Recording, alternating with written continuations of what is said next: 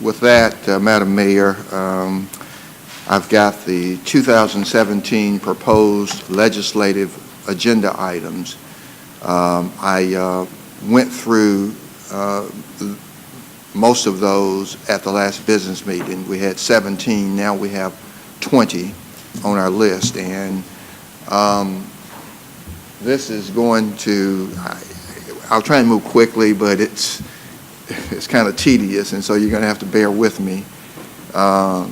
This legislative agenda is longer than any agenda during my tenure, so we've got 20 items. Some of them are repeat items from previous years, and I'll try and remind you of those. But the first one is 911 surcharge increase. You're familiar with this.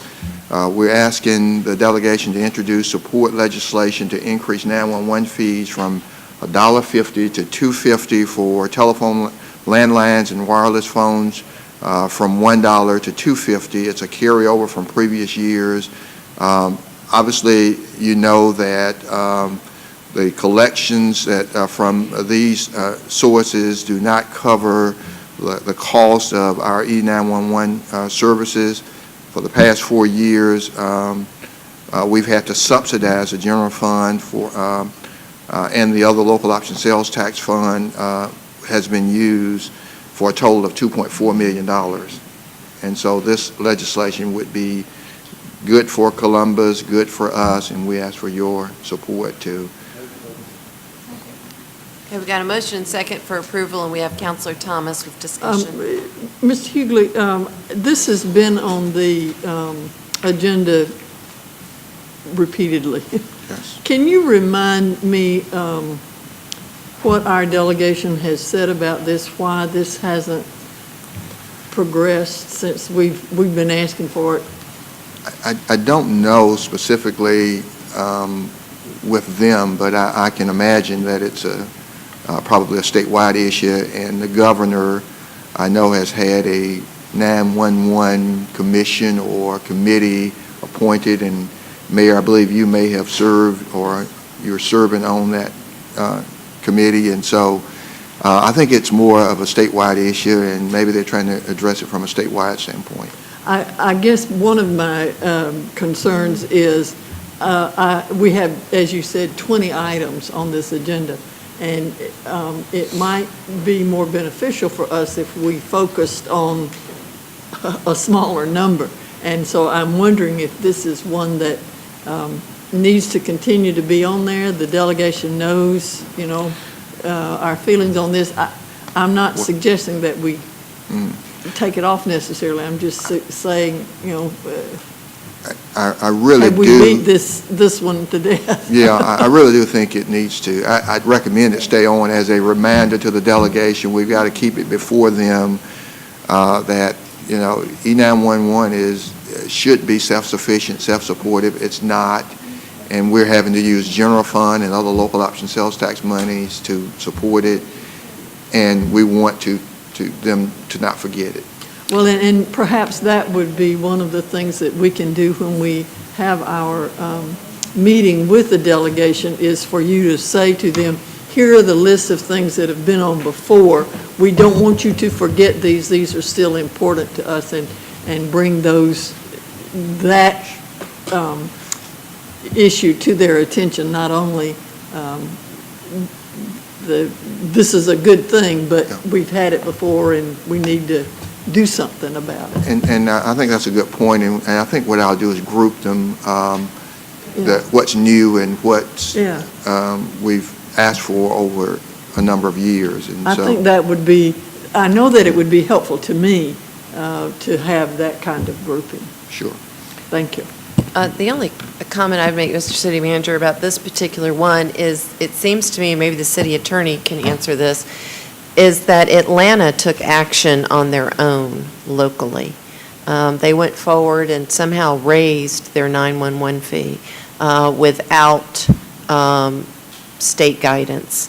And so it seems to me that when this was originally put on many, many months ago, and so we may have forgotten why we put it on there again, it had something to do with us wanting the same leeway that Atlanta had to possibly adjust our 911 fees. In my vague recollection, Clifton, if you recall, maybe we have to look into it, is that maybe there was legislation passed that allowed cities greater than, or something was passed that allowed Atlanta to do what they did, and they took the initiative and somehow have monetarily enhanced themselves. And so that is what I recall renewing this discussion again. So we need a little bit more information on that. Clifton, do you have? The only thing I recall, Atlanta can get their sales tax data, the point of sale information. Certain cities, Atlanta size, they've got an exception for that, but I don't recall an exception for 911. Well, why don't we've got a motion and second to approve it as is. Councilor Thomas has just discussed with the city manager about how to position it as is. And in the meantime, prior to the hometown connection, let's follow up on that. And maybe once I think about it a little bit more, I'll recall, but I believe I heard about it through my prior, that the commission's been closed, through my prior work on the commission, and I believe GMA was activated once Atlanta got the benefit they got because other cities wanted it. So maybe we can delve into that a little bit more and update council as we go forward. Okay, so we have Councilor Allen with further discussion on this item. Excuse me, Mayor. My concern, I guess the essence of time is, could we look at those that or approve those that have been on the agenda for some time now? Go ahead and approve those, and then you can walk us through the new ones. Okay, or I can remind you as I go through them, and then maybe that will expedite your approval of them. That'd be, Yeah, I'll tell you what's been on before. Okay, we have a motion and second to approve this item related to 911 fees. All those in favor, please state aye. Any opposed? Okay.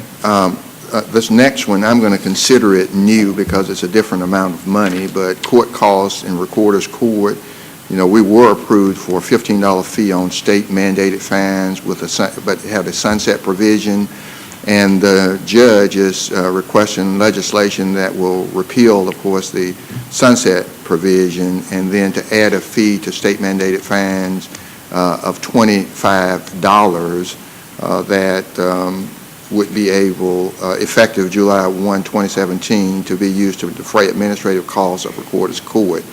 And so the judge is asking for something different, although we did have 15 and it was sunset, he's asking for $25.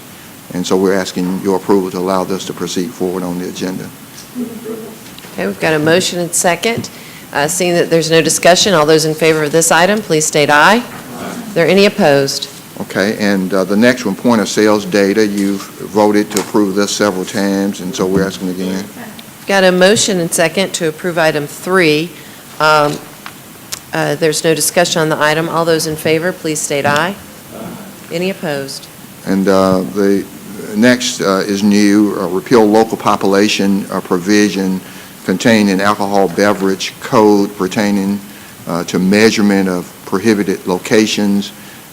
This was asked for by Council Barnes and requesting legislative delegation, introduce legislation to repeal Georgia Law 3321 so that there are no separate and inconsistent measuring methods which only apply to Columbus and 2 other counties of the state.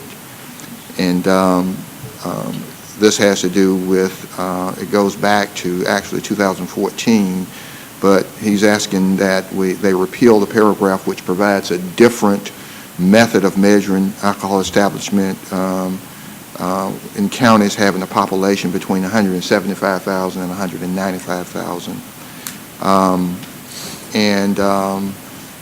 There are technicalities in the law, in the way the bill is worded, and there's an argument that unless the population provision is declared unconstitutional by a court, the 2014 ordinance revision, which council adopted to bring into compliance with the measurement standards used throughout the other 156 counties. There's just a few with this law, and those would be similar size cities with population as Columbus. And so we're asking that you allow, or at least ask the delegation to repeal that paragraph that has to do with measurement for our city and a couple of similar-sized cities where 156 other counties have something different. Okay. We've got a motion. Is there a second for approval? Second. All right, we have discussion with Counselor Woodson. Can Isaiah or Counselor Pop, can somebody clarify for me something?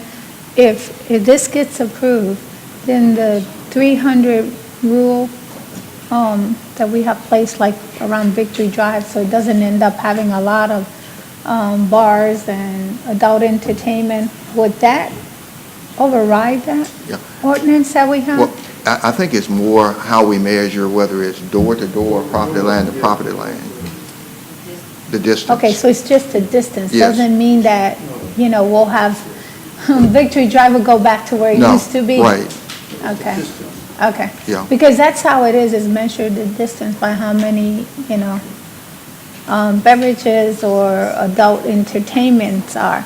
So it is just, right now it's what, door to door? Is that what it is now? It's door-to-door. And what we're hoping for it to become? In essence, it just makes what we've done, legitimizes what we've done. Yeah. That basically is what it's about. Say that again, please. I'm It just sorry. legitimizes what we did from what, the way we measured from one place to the next. To say that it's accurate, it's the correct way of doing it. Okay. I don't mean to Yeah, upset yeah. anyone. No, I'm just, don't okay. interpret me as being. Okay, because I'm just concerned, I don't want Victory Drive to turn back to what it used to be. And we're still cleaning up, so I don't want it to return back. Yeah. Okay. All right, we've got a motion, a second, and Clifton Fay, Mr. Fay? I'm just going to add a last word. This will put us in line with the rest of the state. It will not impact any of your restrictions between businesses in the entertainment area or Victory Drive or any other area. Okay, so we've got a motion and second. All those in favor of the local population, repealing the local population provision, please state aye. Any opposed? The next one is new also, the Georgia Open Carry Law, and we've been dealing with that. But this actually comes from the director of the Trade Center and their authority.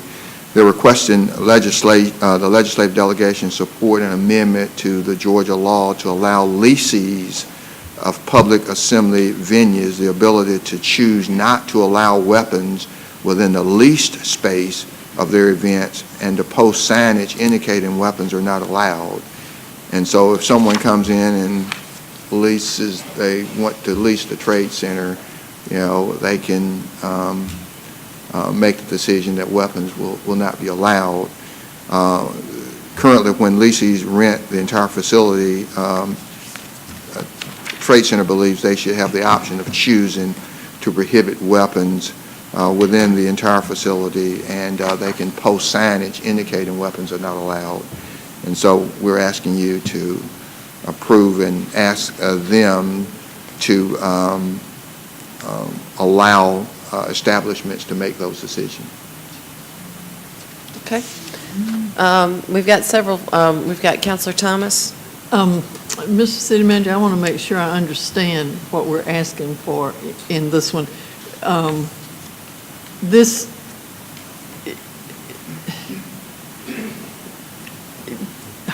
I'm not even sure what I want to ask because I'm not sure Well, let me try. exactly what, would you, I can try again. okay. If this city council decided that you want to rent the Trade Center or a portion of the Trade Center, lease it for an event, it's their belief that you should be able to decide whether people can come into your event with a weapon on their side. As it stands now, because it's not like the government center where we're checking, you can walk into the Trade Center with your weapon on your side, and they are not allowed to ask you if you have a carry permit. Because So right now, there is no prohibition at the Trade Center, that's correct. right? That's correct. And so this would allow, if the Jim Blanchard Leadership Forum said, we want to prohibit weapons, this would allow them to That's post right. signs and prohibit. That's an excellent example. We Okay. had some very high-profile people, without calling names, who were going to be at that event, and they could not prohibit them from bringing weapons. Okay. So it would And be if on you- a case-by-case basis, then, I think so, yes. There's an option of the lessee. They have the leasee would have the option, and that's why it specifically mentions the leasee can make that decision. Okay, Because it's their event, they've rented space or the facility. okay. That helps a lot, thank you. All right, we have Counselor Henderson. I should know this, but for a privately owned facility, the owner can do that, right? Can restrict? Okay. Absolutely. All right. This law allows people with a weapons carry license to come into a government building that is not Right. screened. Okay. All right, we have Counselor Davis. Well, maybe I read this a little bit different, but the law prohibits people from carrying weapons unless you have a license or a permit. Well, I'll let the city attorney respond to that, but the thing is, You you can't don't know ask. that and you can't ask them. Yeah, that is You can't correct, ask. but you cannot ask a person to show you their weapons I carry really permit. I really don't see how you're going to discourage that anyway from happening, but if a person has a permit and goes through the application process, and the background checks and all that, Well- I mean, I don't see an issue with carrying a weapon, but you're still not going to be able to stop somebody from carrying a weapon unless you put up some kind of checkpoint or like it talks about,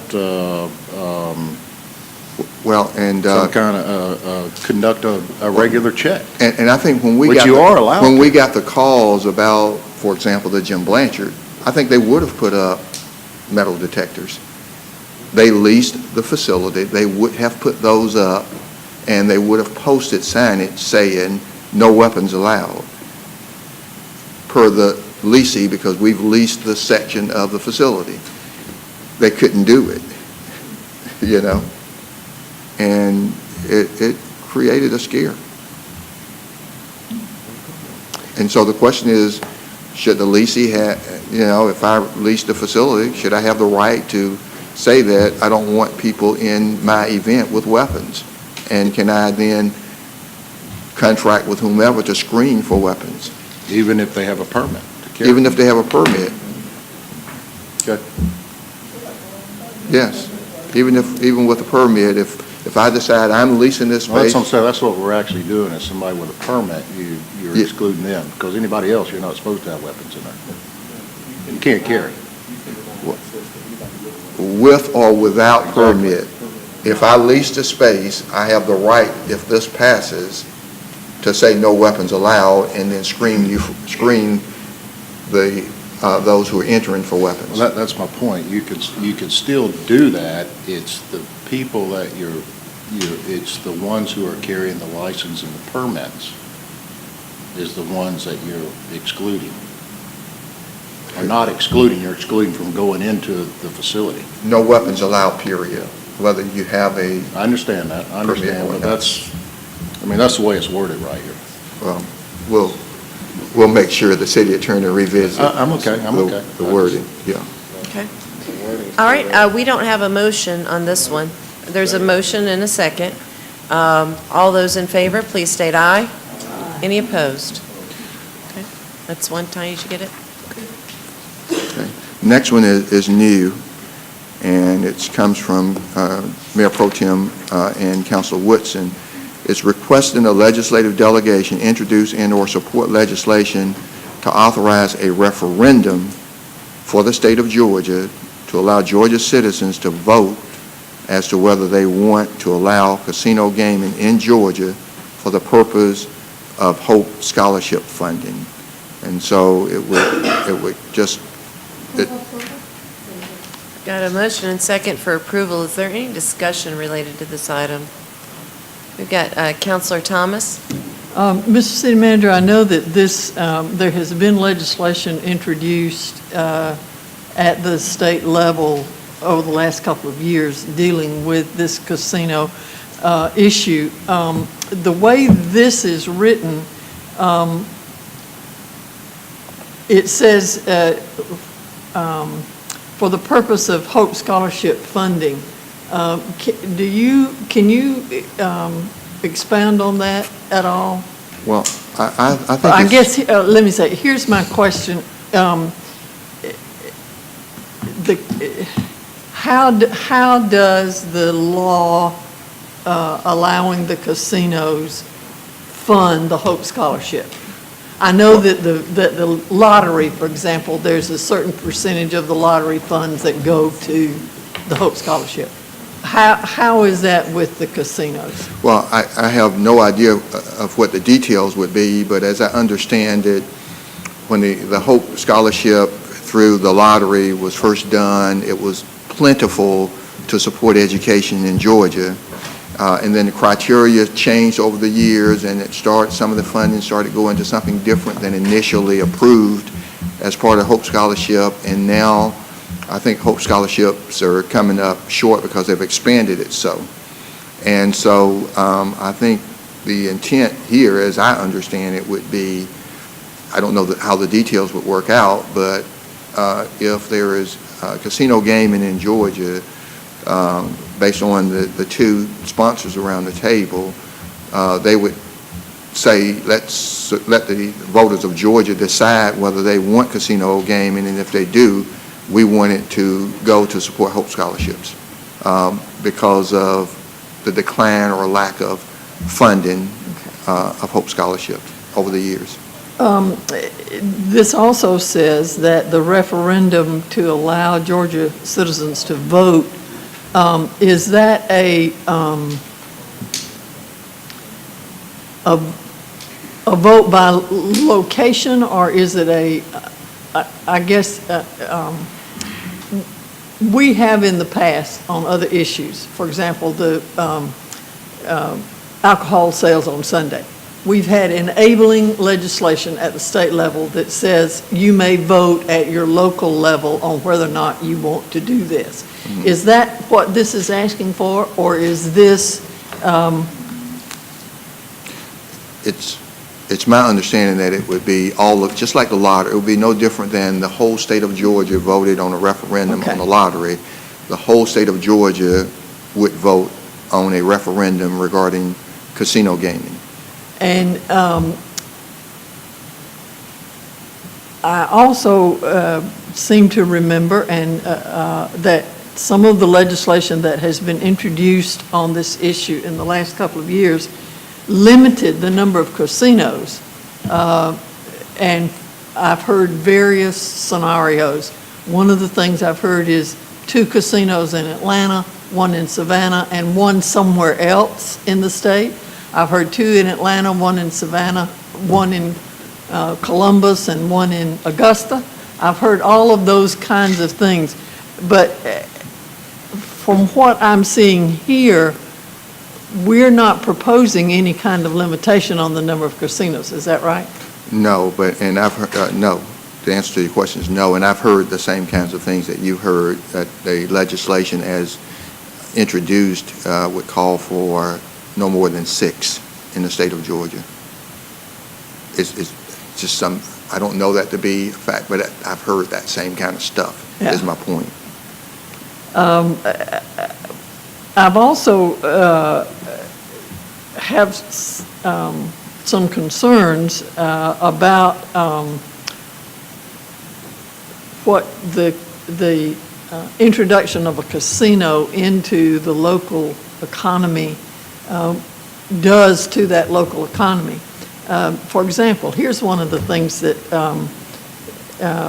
has been talked about, is that if Columbus were one of those 6 locations, we'd have a casino down on the river just south of the Civic Center. And that casino would, as many casinos do, have the ability to book entertainment into the casino at a much lower cost to the attendee than we have at the Civic Center, for example. And we have some problems at times getting people to go to the Civic Center because the tickets are too expensive. And so if we have a facility just right down the river that's cheaper, that will further impact the resources of the Civic Center.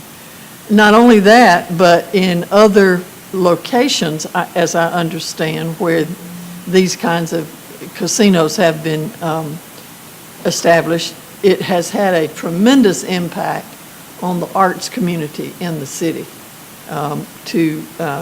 again, to lessen the participation, if you will, in the arts system.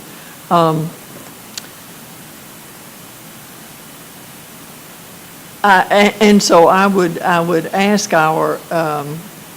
my fellow councilors to consider very carefully whether or not we want to have this on our agenda. This legislation, I think, is going to be on the state legislation. It's going to be introduced at the state level, whether we put it on our agenda or not. And so I am not going to support putting it on our legislative agenda because I don't think we need to do that. I think that it's going to be presented at the state level in any event. And so I just have too many questions at this time about how it would work, what would happen, all of those kinds of things. And we don't have any, we know what's been proposed before, but we don't have anything now except we're going to pay the Hope Scholarship out of this. And I think that's a red herring. So, thank you.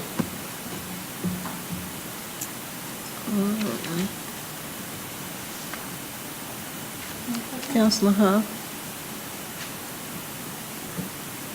And I'm trying to figure this. Thank you, Madam Pro Tem, Mayor Pro Tem. To answer a couple of questions that Councilor Thomas brought up, the lotto system started out paying the Hope Scholarship in full per student, and now it's a percentage, and they are hoping to be able to fund the Hope Scholarship in full per student with this. More details going in, they're looking at basically giving Columbus the opportunity to vote on it, and the facility would be probably in the neighborhood of 1,500 seats. So hopefully the type of artists and people who would come to the casino would not, the Civic Center would be too big for that particular artist. Investment minimum, they're looking at $250 million being invested into our economy and creating about 1,100 jobs here. So spending within our area businesses with people coming in and out would be probably in the neighborhood of 18+ million. And out-of-state visitors, they're looking at 660,000 per year at this point. The big piece to that is, I don't know if you see the buses that leave from our city going into Alabama and Mississippi. We're losing a great deal of people. So if the issue is, if we don't have it, they won't gamble. They're going to the casinos in Alabama and Mississippi and taking our Columbus Muskogee money with them to those areas. So I think this is an opportunity that they're looking at to bring our money back home. Thank you. Councilor Baker. Councilor Thomas asked a good question about the funding mechanism. Don't hold me to this. I can't promise you that this is right. It's just an example that I've read on other states, and somewhere buried in the legislation it'll lay out the funding mechanism. But I believe they have a factor of gross gambling revenue, and I can't tell you how the casino industry calculates that. But they'll have an accounting procedure of gross gambling revenue, and then the legislation will assess a percentage or a tax or a fee, and in most states it's somewhere between 10 and 20%. And I'm assuming that's the revenue piece that will flow supposedly into the Hope, wherever it flows. I can't tell you that either. But I believe from a revenue stream, that's the way I understand how it works, but that's just one example. Don't hold me to that. But I share the same concerns you do, by the way. Thank you. Councilor Davis? Yeah, in looking at this, I'm not so sure that at this time, at this moment, that asking the delegation to introduce or support legislation or authorize a referendum, I look at it as being somewhat premature from a standpoint of a request to the council, because I still think that, this is a state issue. I really believe it's a state issue, and I still believe that the delegation can do their work, and they're probably already doing work on it, but I can't, certainly I'm not going to take a position on it right now. I feel like the language is actually asking me to endorse or to take a position. I'm not ready to take a position, and I'm certainly not advocating for casino gambling in the state. I would like to have the conversation. I would like to study it. I would like to have the data analysis and the impact studies and all the other information that goes along with it. I think we need to have the conversation in our community, which we haven't. And I think there's some things that still need to take place, but certainly I'm not, I'm not opposed to our delegation, doing their work at the state level and whatever they need to do. And I would hope that those kind of, these kind of actions are already taking place up there, because I don't really know what this is asking me to do at this point, and how it relates to Columbus, Georgia. So I would like to hear from my constituents. I think that's appropriate, and now if the language was changed a little bit here, maybe I'd feel a lot more comfortable if it came from a standpoint of studying and looking at it real close from a state perspective, and how it benefits our citizenry and the economic impact across the board. I think they would want to look at all the information, and I would hope that they would do that. But I'm not so sure that from a Columbus standpoint that we're at that point without having this conversation within the community. So those are my thoughts. But at the same time, I feel like this can continue, the conversation can continue in Atlanta without a somewhat, the way I look at this as an endorsement, and I'm not ready to take that step yet. Councilor Allen? I've got a lot of questions about this. I've had calls from those that support us putting it on here. I'm not sure, as has been said before, legislation is going to do at the state level what it's going to do, whether we put it on our agenda or not. It concerns me that what we do have on our agenda says request the legislative delegation to introduce and support legislation. I would feel more comfortable if we just said support legislation and let everything fall where it falls. I'm not sure that I would want a casino in Columbus. There are a lot of benefits. I know Council Huff pointed out a few, but there are a lot of things that come with that, some negatives that come with that.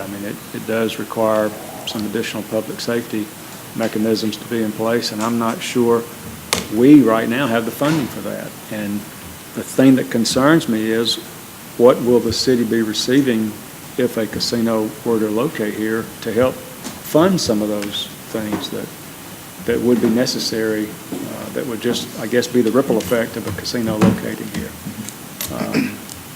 It's almost, we're asking to support it to find out what's in it kind of scenario. It's just really concerning to me. But that's all I have, Mayor. Thank you. Well, and it says introduce and/or support, and certainly if the council wanted to change it to support and not introduce, I mean, certainly that could be done. We have Counselor Woodson. Yeah. Thank you, Madam Mayor. I have a couple of questions. And I'm not trying to get into confrontation or anything, but Councilor Glenn, I remember when we were doing the tags, and that's why I'm surprised with your comments this morning, because when we were doing the tags and we were trying to keep Golden Park into the TAD, you were so adamant, and you said you had so many information in reference to a casino possibly being in Golden Park. And now I'm hearing there's not enough information in reference to casino going in there or not going in there, or what the effect would be. The way I understand what I'm reading here is, this isn't saying a casino is coming to Columbus, Georgia, but with your previous comments, I thought you already knew of a casino coming to Columbus. Now I'm not sure which way we're going. But my understanding of this request is just to let the voters in the whole state of Georgia decide. Columbus is not on that list. It's a possibility it could or it couldn't be. But then even if it was at the list, it would be up to the voters to decide whether they did want it or didn't want it in Columbus, Georgia. Because even if, let's say, even if we say we're not going to be a part of it, we're not going to have a voice in the decisions that are being made at the state level. I think it's important for us to have a part of it, because if it passes at the state level and we've not had a part of it, it could affect us. And if I'm wrong, somebody correct me, but I remember when we used to go to GMA and NLC, when we were there at the table, we were able to stop or understand or be able to give our side of the story of how things would affect us or not affect us. And so I'm having a hard time kind of understanding where's how's the word I can use? Like the resistance, let's say, to just sending it to the legislator, even if we just say that we support the concept. That doesn't mean that it's going to pass. It doesn't mean that Columbus, Georgia is going to get a casino. It doesn't mean it's going to go where. I mean, I tend to see that this should be the right of the voters to say whether or not they want this in their community or not. And to me, this is more like let the people speak. Let them say. The education portion of it will come when all the details are made. We're making assumptions now. We don't know how they're going to distribute the funds, but I'm pretty sure the same way they did the lottery will be the same way they'll do the casinos for the funding of the whole program. So, I mean, I'd rather be at the table than someone come back later and tell me what we're going to do. So I don't understand why you're so opposed of it now, because when we were doing the golden part in the tab, you wanted to leave it out in case a casino did come to Columbus, Georgia. So I'm confused now. I would think you would be in support for the legislation. I would think you would have a lot more, because you're in the hotel industry, you would have more answers to a lot of the questions that were placed here. All right, we've got Councilor Davis, I know, wants to respond to that. We've got several councilors in line ahead. Okay, well, No, I'm Councilor asking Henderson you. It's and- not directed at you. Hold I'm on a asking second. you. Let's not have back and forth. Let's just, Councilor Henderson and Mayor Pro Tem, I'm going to let Councilor Davis respond to that. Councilor Davis.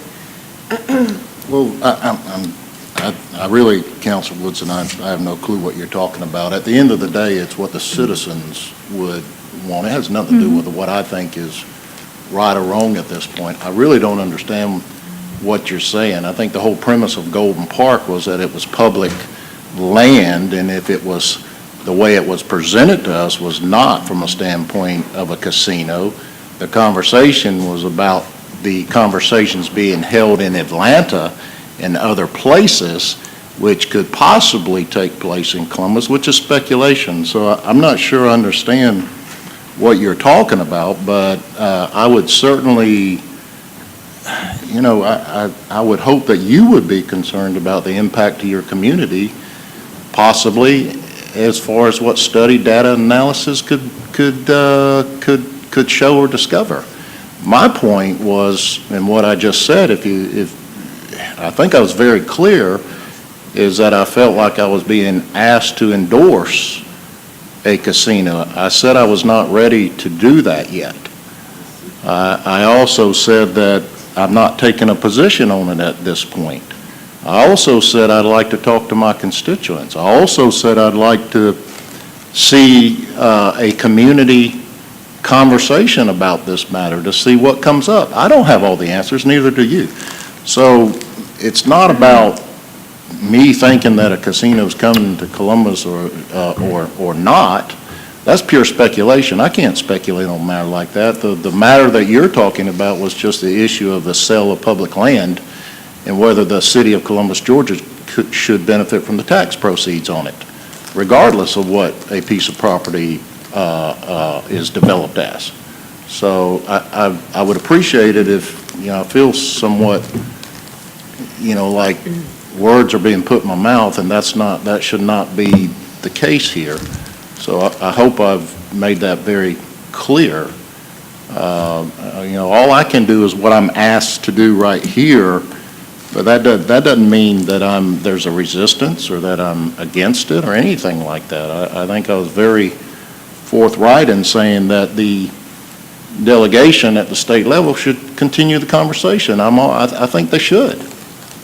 And you know, that's the way I view it, is their job in doing that. That's their work up there. But at this point, I'm not ready to take a position on the matter. That's all. I hope that clarifies things for you. Yeah, it clarifies us, because when we were going through that, the impression that I got from all the TAP conversation and the possibility of leaving Golden Park out, there was a lot of discussion of possibly a casino coming there or something else. So that's where I'm taking that back from the conversations we had, that property there will probably be good for that. And at that point, I didn't even know of the conversation of casinos until it came through this council when we brought up the TAD. And that's the reason for me making my comments, because I want to make, but you made yourself clear. I understand where you're at now. Okay. Thank you. All right, let's go to Councilor Henderson. Thank you, Mayor. Just very briefly, it's highly unlikely that I would cast a vote that wouldn't allow the citizens. I still think it's the purest form of democracy. Let them make a decision as to whether or not they want it. However, I do think it is our job to try to investigate and get all the answers so the citizens can make an informed decision. And this discussion around here, I think, lends itself to that. I had talked to some of the folks as well that are proponents of this legislation. I respect them a lot and told them the same thing, that on the surface it's unlikely I wouldn't allow the citizens to vote. But there are some issues that I've heard around the table today that give me pause and make me want to try to do a little bit more investigating and get in some more discussions with some of these folks. I don't know if it would help anybody other than me. I don't like delays, but I know that the luncheon that we're supposed to have where we're presenting these, I think Mike told me 17th, we've got a meeting next week. I don't know if it'd help anybody else to pull this one out and revisit it next week. It wouldn't me, just because I'm going to go back and have some more conversation with these individuals and see if I can wrap my head around some of the challenges, because I'm very blessed, but I'm extremely unlucky. I have walked through a casino one time, $20 jumped out of my pocket. I don't know where it went. I just know that I never went back in another one. Anyway, so I would make, I don't know if we can do it as a request, administrative delay it, if that's a problem. We can just administratively pull this one and bring it back, and any others on this list of 20 that you'd like us to bring back next week, let me know, and we'll bring those back. So I'll just put this on a list that we will bring back next week, a continuation of the legislative agenda. Thank you. Okay? All right. With that, We've got Some more. Mayor Pro Tem? I just want to make it perfectly clear that this request was not to ask any counselor to support a casino or not, to support or not support a casino, but to support asking the legislators to at least let the voters in the state of Georgia vote on it, whether or not they want casino gambling in the state of Georgia. It's not asking you all to vote for or against a casino, but to give us an opportunity to vote on it. Okay. That's strictly what we were asking. And we have Counselor Allen. Thank you, Mayor. I apologize, I'm going to have to leave, but I wanted to do two things. One, I wanted to add number 8 to the list. Maybe we could carry over. It's the law enforcement issues. And then the second thing is on the clerk's agenda, I have a nominee finally for Ray Walheim is the name for the Keep Columbus Beautiful Commission position. It's a council designated seat, so if y'all could approve that. Second. Appreciate Got a it. motion and second for confirmation. So, thank All you. those in favor, please state aye. Aye. All right. Okay. All right. Thank you. Mr. City Manager, where were we? Had we concluded casino gambling? Well, Madam Mayor, there was a motion and a second. I don't know what you need to do with that to allow Okay. me to bring it back next week. There was a motion and second, and now we have, I think I hear a substitute motion from Counselor Henderson asking that we pull this and delay it. Okay. Is there a second for that? A second? All those in favor of the delay, please state aye. All right. And do we want to go ahead and do law enforcement now since Counselor Allen's still here? There's been a Well, request for a delay. Second. Well, well, hold on a I can administratively do that one since there was no motion or second on it. Oh, okay. Yeah. I'll just pull it and Okay. bring it back next week. Okay, all right. That's that, and we'll move on to Peach Care then. Peach Care is a new one, and it's requesting the delegation introduce or support legislation that will ensure that all uninsured children ages 18 and under have access to Peach Care for Kids as created by Title 21. Okay, we've got a motion and second to move approval. Is there any discussion related to this item? We have Counselor Thomas. Hold on a second, let me wake up the mouse here. City Manager, if you could expound a little bit on what this does. Yeah. What changes this makes in the current, I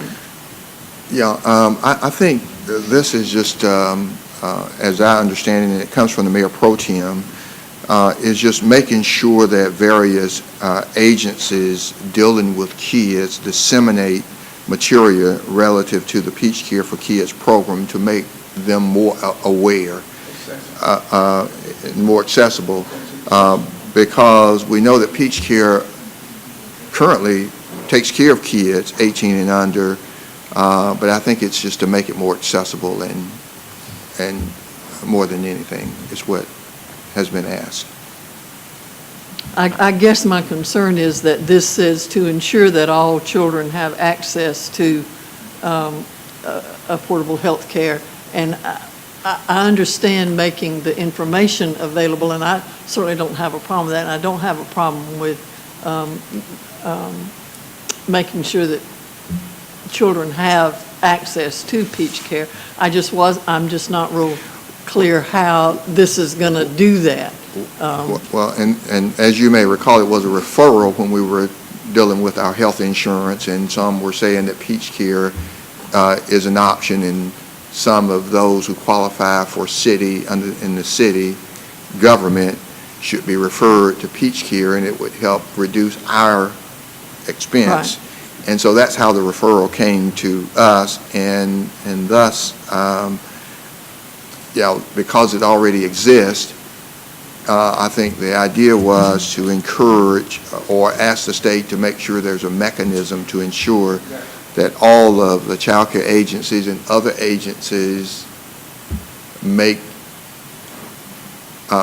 introduce and make sure that those who may be eligible have access. Well, I know too, when we were having the conversation about our health care, that one of the issues in this with the Peach Care was that you have to be, the child has to be uninsured for 2 months. Well, if this addresses that issue, you know, I mean, that would ensure that all children could have it, whether they were uninsured for 2 months or not. Yeah. So I just want to, Well, certainly I understand that, and this legislation would have to ask them to waive that 90-day period, but. under certain circumstances, that, yeah, And that kind of. if, it could say that if it's determined that they don't qualify, then even though open enrollment may have passed, that they can go back and get on the insurance for the ensuing year. Yeah, those kind of I issues, hear- I don't have a problem with Yeah. our looking at those And things. if we want to reword it, Mayor Pro Tem, to capture that kind of language, certainly we can do that. I'd have to get the city attorney or assistant city attorney to draft the language.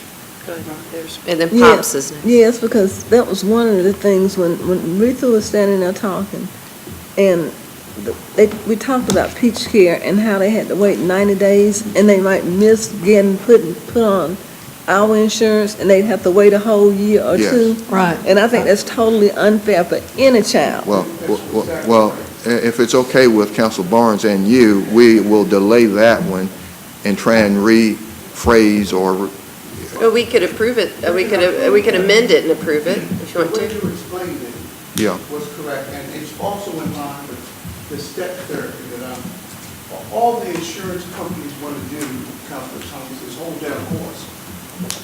That's their primary focus. And when I saw that you had put this in, I was glad, because it's unconscionable. It's Mike, Mayor. Pardon? Okay, your mic was not on, but. It's unconscionable for a child to be without health care because of a technicality. And so what this is doing, and it's necessary to be done with this here and another one, that the legislators discuss this issue and pull everything together so things like this do not happen. Because you want to know something? It happens a lot. And I'm glad that you brought this, not only in our discussion here with our insurances, but there are a lot of children who are falling through the gap, and you have a lot of families who are struggling because they cannot afford the health care costs, and they have no place to go. So the more that the legislators kick this issue around and close all the traps on this issue for our children, the better. Well, if what we have been saying is what you mean by to ensure that all children have access to Peach Care, I don't have a problem with our approving this particular one Well- with that kind of explanation. Well, let me just try and you can vote on it, and then we'll fix the language. I think you're concerned about, I think it's a 90-day, you got to not have insurance for 90 days, which means they would cancel their insurance with their employer, anticipating approval through Peach Care, but then if they don't get approved, they need to be able to go back and retroactively engage with their insurance going forward and not have to wait a year. I think we're trying to say something like that. And meanwhile, the children have no coverage whatsoever.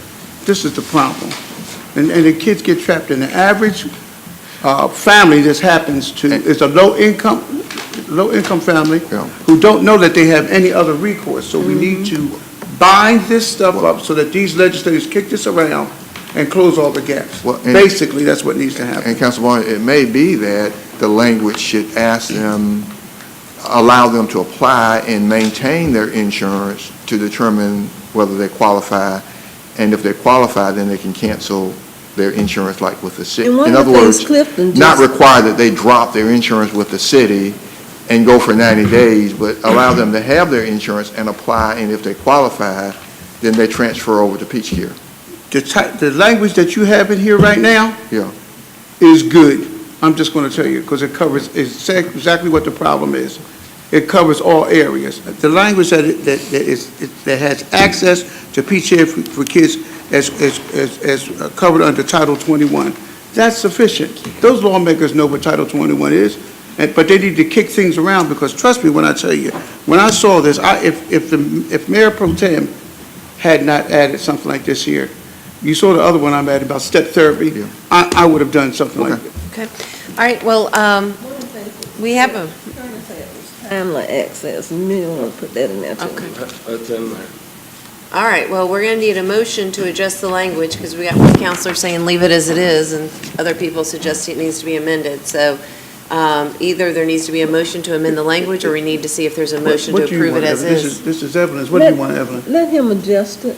Okay, fine. We can I'm still happy. vote for it, but he can adjust it. And then we'll tweak the language a little bit. It sounds like a winner. Sure. Okay. So we're pulling it, No, you're going to vote now, and then we'll do subject to some- amendment. So we Yeah. need a motion to approve it, moved. subject to amendment. So that's a motion and a second. All those in favor, please state aye. Aye. All right, any opposed? And then we're going to delay the law enforcement issues and bring it back as a carryover next week. Then tax reform, key principles of local taxation.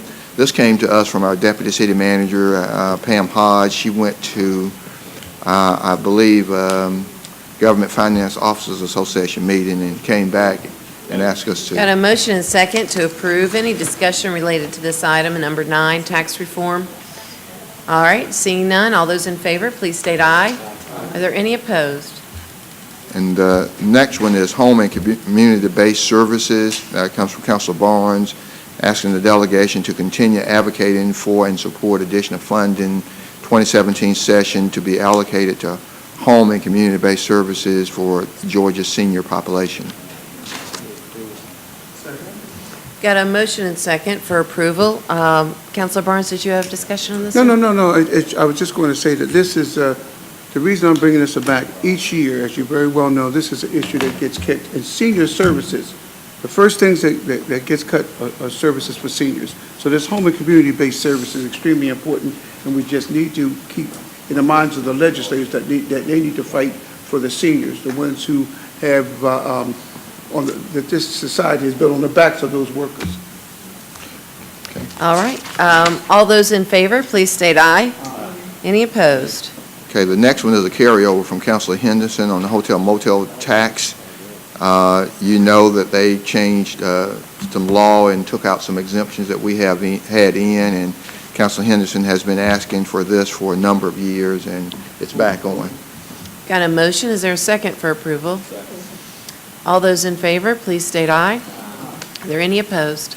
The next one is to repeal or the modification of hotel destination fee imposed by House Bill 106 in the 2015 session, where they added a $5 per night fee. It was part of the transportation bill that went through in the last days of the session. And I've got a motion and a second.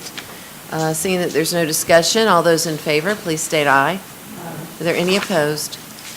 the next one comes to us from Councilor Davis on the personal transportation vehicles known as PTVs, requesting the delegation amend the law which governs the ability of local governments' registration of PTVs, which are allowed to be used on public streets in specifically designated areas. He's asking that the amendment would allow inspection and registration of such vehicles annually instead of every 5 years. Got a motion and a second. There is no discussion. All those in favor, please state aye. Any opposed? The next one comes from our Inspections and Codes Director, John Hutchison. He went to an International Code Certification meeting recently and learned that in Georgia there's a piece of legislation, Senate Bill 437, and they're requesting to reduce the timeline for building permits and giving applicants the opportunity to use private plan review if you don't meet these timelines. Currently, the timeline is 30 business days. They want to reduce it to 15 business days. And as you know, when building permits come in, they go to multiple departments, from engineering to inspections and codes to the tree board and all of that. And he's asking that we oppose this legislation if it comes up, because it would interfere with our ability to do business. And if it passes, certainly what we would have to do, instead of 30 days to go through all of those departments and cycles, we would then have to implement a plan that Inspections and codes has 15 days, and engineering would have 15 days, and tree and BZA in order to meet the timeline. And so it's best to try and defeat the legislation, and so we're asking that you approve this going to the legislative agenda. Got a motion and a second. All those in favor, please state aye. Any opposed? The next one is amendment of conflict of interest provision for redevelopment power laws. We've had much discussion on this related to elected and appointed officials, and we're asking the delegation to help us with that.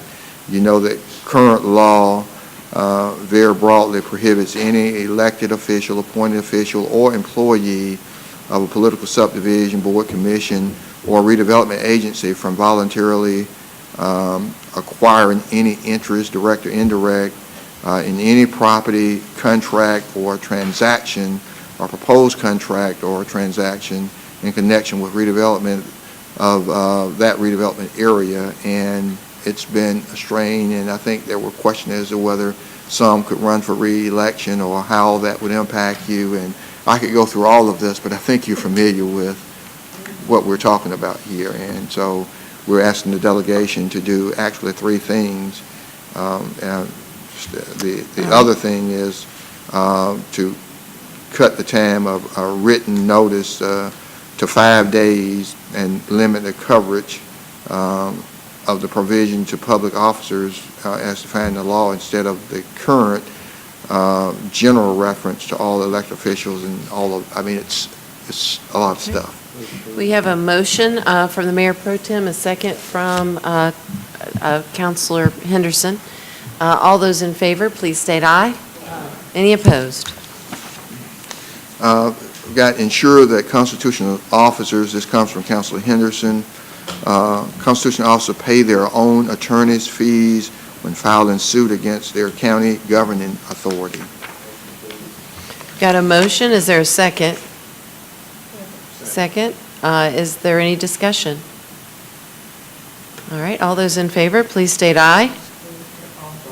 Well, okay, wait a minute. We've got Councilor Baker. I was just curious as to the language. Is there any language here about if they prevail during that litigation or any litigation at all? Well, no, let me just go a little step further. This says a plaintiff, it says one of the issues which has arisen in the current constitutional officer litigation is how attorney's fees are funded during the pendence of the litigation. Plaintiff constitutional officers have taken the position that their attorney's fees should be paid by the governing authority they are suing from a source other than the officer's budget or personal budget. The code section was legitimately designed for the situation when both the officer and governing authority are sued, and there is legitimate conflict of interest, which makes it impossible for the city attorney to represent both parties. And so clarification is being requested from the General Assembly to ensure that constitutional officers may not create the conflict and make use of the statute to sue the governing authority and force it to pay for the attorney's fees without any safeguard to the public coffers. That's what this is about. All right, so we have a motion, do we? We have a motion, Yes. second. Right. All right, all those in favor, please state aye. Any opposed? Okay, Councilor Baker, was that okay?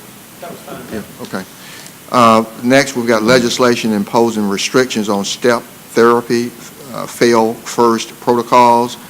And so we're asking the legislative delegation to provide limitations on step therapy, fail first protocols imposed by insurance companies that restrict the liberty that physicians and healthcare providers have to prescribe medications they know will be effective in treating their patients. And so this legislation would prohibit insurers from requiring insured patients from having to fail a prescription medication, to fill a prescription medication more than once permit a prescriber to override the step therapy when patients are stable on a prescribed medication, permit a physician to override the step therapy if the physician expects the treatment to be ineffective or will likely cause an adverse reaction by or physical harm to the patient, or is not in the best interest of the patient based on medical necessity. It would also ensure health insurance plans to incorporate step therapy approval and override processes in their pre-authorization application. So it gives the doctor some flexibility of not prescribing that. When the doctor says you should have, it should not be generic, it should be the regular prescription, and insurance companies only will pay for generic, I believe, Councilor Barnes. I'm trying to understand all this stuff, you know? Because it boils down to the fact of the insurance companies are dictating to the physicians what types of medication to prescribe to their patients. Now, you can have a generic medication, and you can have a brand name, and even though they may be chemically the same, the efficacy for the patient and how the patient reacts to it is not the same. So oftentimes, and what this is asking for is to give the physicians more leeway. Patients can be responding to a medication, but the insurance companies, who are only concerned with cost, by the way, will force the doctor to prescribe. So the patient will have to take that medication, which the physician knows is not going to be in the patient's interest. Then when the patient goes through the 30 days or whatever of taking the medication, then the physician can petition them and prescribe. It shouldn't be that way. Who knows a patient but the physician? So this is another thing that's actually happening that's engineered by the insurance companies. All right, we've got a motion to approve. Is there a second? All right. All those in favor, please state aye. Any opposed? Okay, the next one comes from Councilor Davis. It's a hotel tax relief for evacuees from storms or hurricanes or other disasters when an evacuation order is issued. So we're requesting the delegation to work to amend the current hotel tax exclusion to provide that no such taxes shall be charged to individuals who are seeking lodging as a result of a mandatory or voluntary evacuation order issued by federal, state, or local officials due to a storm, hurricane, or other disaster. Got a motion and second for approval. All those in favor, well, is there any discussion? I don't see any, so all those in favor, please state aye. Any opposed? And the next one comes from Councilor Davis, nonpartisan primary ballots for all locally elected officials, including constitutional officers, asking to amend state law to provide that all locally elected officials, including constitutional officers, be elected on nonpartisan primary ballots, is what he's asking. All right, is there a second? One second. There's no discussion. All those in favor, please state aye. Any opposed? And the final one is a statutory waiver of state health department rules by local governing authorities. It comes from Councilor Davis, amend state law to provide that local governing authorities may waive certain Department of Public Health safety rules for one-time events or meets in facilities they own or operate. And I guess an example of this would be the lightning in the aquatic center, the lightning policy. All right. We've got a motion. Is there a second? Do we have a motion? Did I hear a motion? Well, would somebody move? How about Glenn, you move? How about a second? Okay, that's Mayor Pro Tem. All those in favor, please state aye. Any opposed? All right. We will bring the two of the ones back, the public safety and the casino, on the next at the next meeting on the 15th. All right, we have, Tiny, did you have something? Okay. No, okay, well, and number 2 on my agenda All right, hold on a was, second. We've got Counselor Davis. And Mayor, I'm only going to do this just for public record and because this is being televised, about the comment earlier when we were talking about the casino gambling referendum. I just want to make clear, in thinking back about the conversation that was referred to, that actually was based on an AJC article that talked about casino gambling in the state and mentioned Columbus, Georgia. That's what that conversation was about. It just took me a while to catch up with that, so I just want to make sure that that's known. And even at that, it was strictly speculation from whatever. I'm not privy to what they're doing at the state level, but the AJC had a article about casino gambling. They actually named 5 cities, and Muskogee County was one. Okay. All right,